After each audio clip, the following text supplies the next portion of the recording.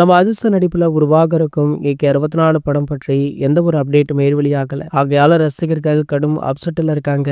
இவருடைய ஏகே 63 அதாவது good bad ugly திரைப்படம் ரிலீஸ் ஆகி கிட்டத்தட்ட 1 வருடங்கள் ஆக போகுது. கடந்த ஆண்டு ஏப்ரல் மாதம் இந்த திரைப்படம் ரிலீஸ் ஆச்சு. அப்போதுல இருந்தே நம்ம ஏகே அவர்கள் தொடர்ச்சியாக கார் பந்தயங்கள்ல மட்டுமே கவனம் செலுத்திட்டுமே இருக்காரு. ஒரு வருடம் கார் பந்தயம், அடுத்த வருடம் படப்பிடிப்பு அப்படின்னு ரெண்டுத்தையுமே ஒரே நேரத்துல பண்ணாமல் தனித்தனியாகத்தான் பண்ணுவேன் அப்படின்னு சமீபத்திய பேட்டி ஒன்றுல கூட தெளிவாக பேசியிருந்தாரு. அதாவது நம்ம ஏகே அவர்கள் அடுத்த 5 ஆண்டுகளுக்கு தொடர்ச்சியாக எந்தெந்த படங்கள்ல நடிப்பது, எந்தெந்த நேரங்கள்ல நடிப்பது அப்படின்னு தான் கமிட் ஆகி விட்டதாக வெளிப்படையாக சொல்லியிருந்தாரு. சோ யாருடன் கமிட் ஆகி இருக்காரு, எந்த ப்ரொடக்ஷன் நிறுவனம் இவருடைய படத்தை தயாரிக்க இருக்காங்க அப்படின்ற டீட்டெயிலான விஷயங்களை சொல்லல. இந்த நிலையில பாத்தீங்கன்னா நம்ம அஜித் சாருடைய ஏகே 64 திரைப்படத்தை நம்ம ராகுல் அவர்களுடைய ரோமியோ பிக்சர்ஸ் தான் தயாரிக்கிறாங்க அப்படின்னு சொல்லப்பட்டது. சோ தயாரிப்பு தரப்புல இருந்து ஒரு சில பிரச்சனைகளுமே போய்கொண்டிருப்பதாக சொன்னாங்க.